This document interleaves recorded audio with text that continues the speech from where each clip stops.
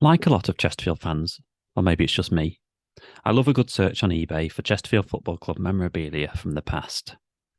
Back in July 2022, I bought this press photo of the Chesterfield FC squad from 1922 for around about £15.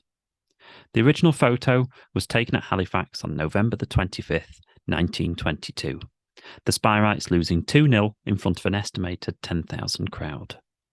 I've been fascinated by the photo ever since, so a little while ago I decided it was time to add a little colour to the image. Across the city from where I live in Leeds is Yorkshire Photo Restoration, so I sent it over to Gareth and he went to work.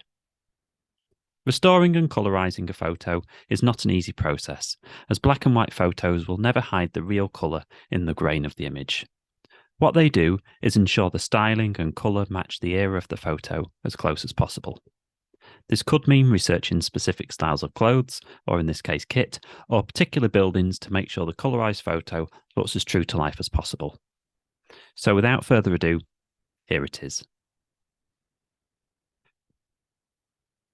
So here is the team from that cold November day in 1922 as never seen before. On the back row from left to right, you can see Frank Crowe, John Garrett, no relation to me, Harry Leddy, Di Jones, Alf Saxby and George Bradbury. On the front row is Billy Marshall, Norman Whitfield, George Beale, Joe Cooper and Jimmy Miller. Chesterfield FC historian Stuart Basson was kind enough to provide me with the following comments. This is the first time I've seen shirts with what appear to be brass eyelets around the V at the front, for a lace or a bit of frayed string in Whitfield's case. That's the best image also I've ever seen of Harry Leddy, who has an important place in the 1922-23 season for the test case he brought against the Football League over the question of the maximum wage. I've come to take the view that Norman Whitfield was shabbily treated by the directors in his time here. 120 games, 60 goals, yet he was the first to be dropped whenever the selectors felt like it. The team's disintegration at the end of the season was spectacular. For a team that had finished fourth, debt caused its breakup.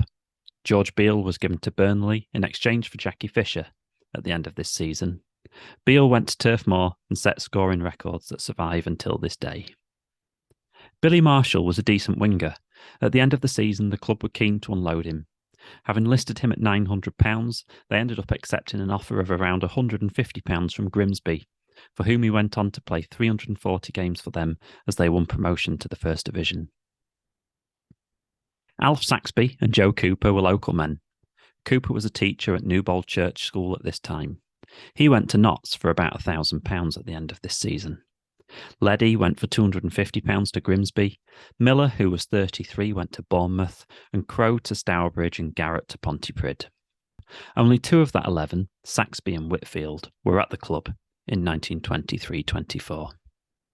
I hope you enjoyed seeing the Chesterfield team of the 1920s in new light, and thanks to Stuart Basson for the comments about that team. This photo was first featured in Linda's Sandwich Shop fanzine issue number 1, and I'll include the new colourised image in issue 3, which will be out in March. If you liked the video, then please leave a like and a share, and I'll keep my eye out for more interesting photos of the past that might benefit with a splash of colour. Thanks for watching.